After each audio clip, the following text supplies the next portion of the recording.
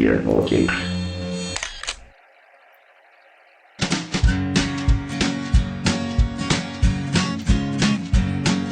The Pope takes a poop and the President too, and the fancy pants banker in his three-piece suit, the big fat general and all of his troops. The truth of the matter is everybody poops.